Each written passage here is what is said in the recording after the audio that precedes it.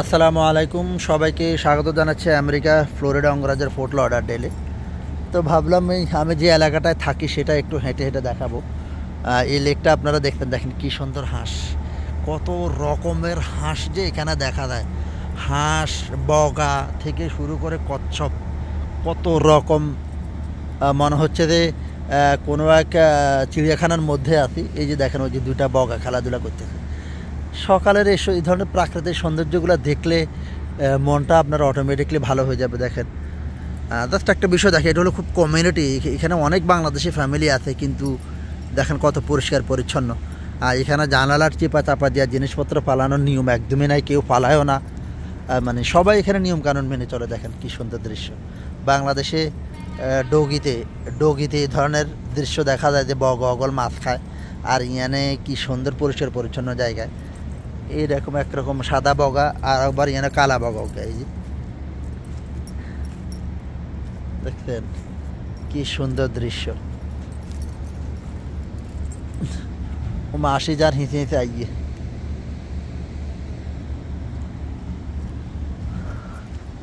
তো দেখেন কি পরিষ্কার পরিচ্ছন্ন। আজকে বৃহস্পতিবার, মে মাসের 1 তারিখ। আমি আবার কালকে মাছ ধরবো ইনশাল্লাহ। প্রতি শুক্রবারেই মাছ ধরার প্ল্যান। এখানে ইচ্ছে করলে আপনি মাছ না কিনেও প্রতিদিন মাছ মেরে মেরে আপনি খাইতে পারেন। কারণ আর এখানে আপনার মাছ ধরার জন্য বেশি সময় লাগে না, যে অল্প আপনি 10-15 মিনিট যদি আপনি সময় দেন, অন্তত 4-5টা জাগুর মাছ থেকে তেলাপিয়া মাছ, বিভিন্ন রকম মাছ পাইবেন। আমি তো এর আগে যে 2 দিন মাছ ধরছি, আমি ওই যে ব্রেড দিয়ে মাছ ধরছি। আমাকে এক ভাই, বাবুল ভাই, এই যে দেখেন কত সুন্দর দৃশ্য। মনে হচ্ছে যে গ্রামীণ একটা পরিবেশ। দেখছেন, সুবহানাল্লাহ। কয়টা বাচ্চা? 9টা বাচ্চা। এখানে কতগুলো হাঁসতে দেখছিলাম, মানে হাঁসি বাচ্চা নিয়ে ইয়ে করতে। এখানকার হাঁসগুলো মনে হয় ঘাস খায়। আচ্ছা, এটা মনে হয় এদের বাবা। দেখেন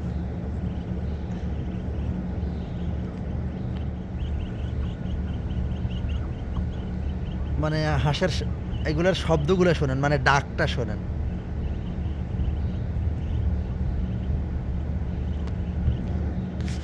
সুবহানাল্লাহ। ছোটোবেলায় আমাদের বাড়িতে যখন হাঁসের বাচ্চা ফুটতো, আমি হাঁসের বাচ্চাগুলো নিয়ে গায়ের উপরে এত এত ভাল লাগতো। তাদের স্মেলটা এবং যে শব্দটা করতো, যে ডাক দিত, ওটা অনেক ভাল লাগতো আমার। এখানে এরা কি করলো, এই জায়গাটার সুইমিং পুল দিয়ে, মানে যেমন এইদিকে একটা খালি জায়গা আছে হাঁটার, বাট এখানে হাঁটার জায়গা কম। ভাগ্যিস পাশে দিয়ে একটু জায়গা আছে, আমি এখন সেটা দিয়ে হেঁটে যাচ্ছি।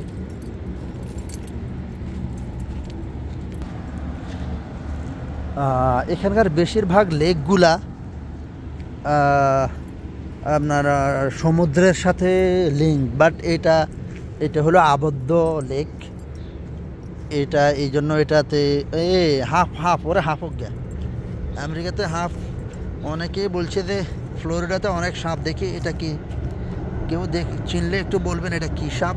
ধরা হাঁপ নেই কোনো, এটা না বিষাক্ত কোনো হাঁপ। এই প্রথম আমি ফ্লোরিডাতে হাঁপ দেখছি। এটা কি হাঁপ? ধলা হাঁপ নেই। কেউ চিনে থাকলে একটু জানাবেন, গায়ের রংটা বোঝা যায় না। অনেকেই মানে যারা ফ্লোরিডার বাইরে থাকে, তারা যখন শুনে যে আমি ফ্লোরিডাতে আছি, বা অনেকে গল্প করে যে ফ্লোরিডার কথা শুনলেই তখন তারা মাথা আল্লাহ, অনেক সাপ আছে, জুতার ভিতরে সাপ ঢুকে থাকে, জুতা পরার সময় জুতা দেখে তারপরে পড়তে হবে। অনেকে বলে যে এখানে ফ্লোরিডাতে সকালবেলা মানে বাড়ির সামনে কুমির এসে হা করে থাকে। হ্যাঁ, আর একটা তো কমন, যে এখানে অনেক ঘূর্ণিঝড় হয়, সব কিছু ভেঙে চুরে নিয়ে যায়। হ্যাঁ, এটা ঠিক। ফ্লোরিডাতে এই যে আপনার ঘূর্ণিঝড় বা হ্যারিকেন, ন্যাচারাল ক্যালামিটিস বা প্রাকৃতিক দুর্যোগের সময় আসতেছে, কিন্তু দেখেন কত মাছ, সকল অনেক মাছ এখানে। তো ফ্লোরিডা নিয়ে এই ধরনের অনেক মিথ মানুষের মধ্যে, বিশেষ করে যারা ফ্লোরিডার বাইরে থাকে তাদের মধ্যে আছে যে ফ্লোরিডা থাকা মানেই হলো সাপ, কুমির এবং প্রাকৃতিক দুর্যোগের সাথে বসবাস করা।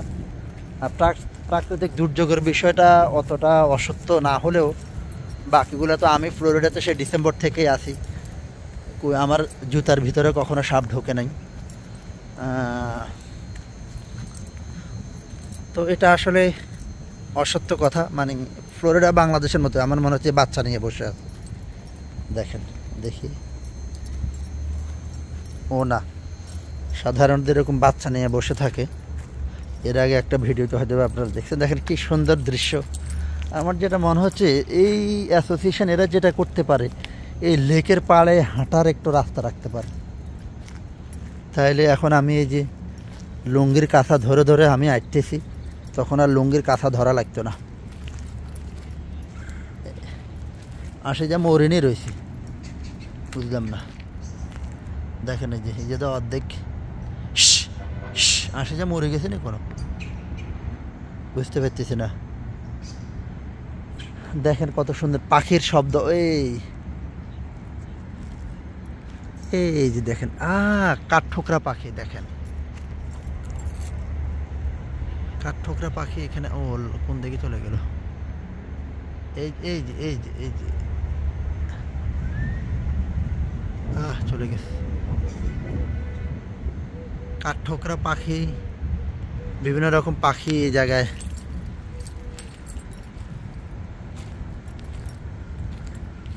দেখছেন কত সুন্দর দৃশ্য। এগুলো মনে হয় শালিক পাখি।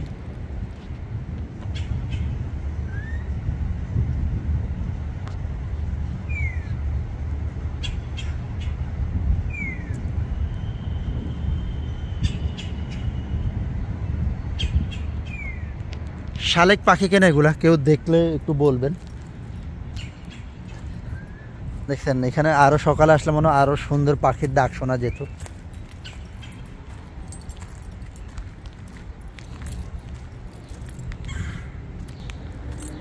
পাখির ডাকগুলা কিন্তু আমাদের বাংলাদেশি পাখিদের মতোই।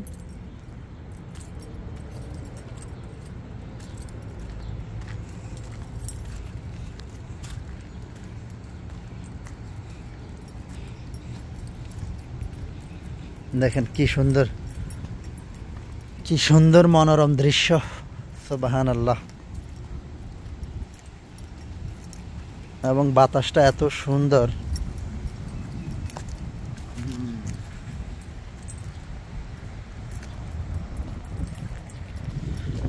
এখানেও বাসার ভিতরে মানে বাউন্ডারিতে একটা সুইমিং পুল। আর এই লেকটা এখান থেকেই আসলে বেঁকে গিয়ে ওইদিকে চলে গেছে, এই দিক থেকে এসে এদিকে চলে গেছে। এই যে আবার কতগুলো হাঁসের ইয়ে দেখে। ও আমি এই জায়গায়ও তো ফিশিং করতে পারবো, আমার বাসার কাছেই।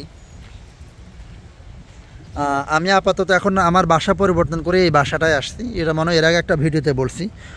ওখানে চমৎকারভাবে ছিলাম, বড় বারান্দা 4 তলার উপরে, কিন্তু আমাদের নিচে যে ভদ্র মহিলা আছে, আমার বাচ্চাগুলো দৌড়োদৌড়ি করে লাফালাফি করে, এটা তার সমস্যা হয়। বারবারই কমপ্লেন দিতেছিল। পরে বাসাটা পরিবর্তন করে এখানে আসলাম। ও এখানে মাছ ধরা যাবে। দেখেন এখান থেকে দৃশ্য আরো সুন্দর। এই যে মাছে টক্কাটক্কি করতেছে, তার মানে লেকটা এদিক থেকে এসে এমনির দিকে চলে গেছে। অসাধারণ ভিউ। তো আমি এখানেই দেখি কালকে এখানে মাছ ধরতে পারবো। তো মানে আমি প্রথম এভাবে হাঁটলাম। আমি মনে করছিলাম আমার বাসা থেকে লেক অনেক দূরে। তো এখন চেক করলাম যে ভালোই, মোটামুটি কাছেই আছে।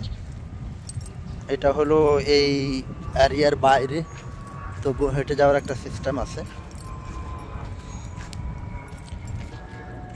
দেখেন কি সুন্দর আম গাছ টবের মধ্যে। এখানে টবের মধ্যেই বিভিন্ন চাষাবাদ মানে সবজি টবজি ইয়ে করা যায়। এদিক দিয়েও মানে বাসার ভিতরে প্রবেশ করা যাবে। এটা মনে হয় বেলি ফুল না কি ফুল মনে হতেছিল, কিন্তু গ্রান নাই। গ্রান না থাকলে কিসের বেলি ফুল? আবার এদিকে যে লাউ কচু, আমি সন্দেহ করতেছি এটাও কোনো এক বাংলাদেশি করছেন, এখানে অনেক বাংলাদেশি ফ্যামিলি থাকে।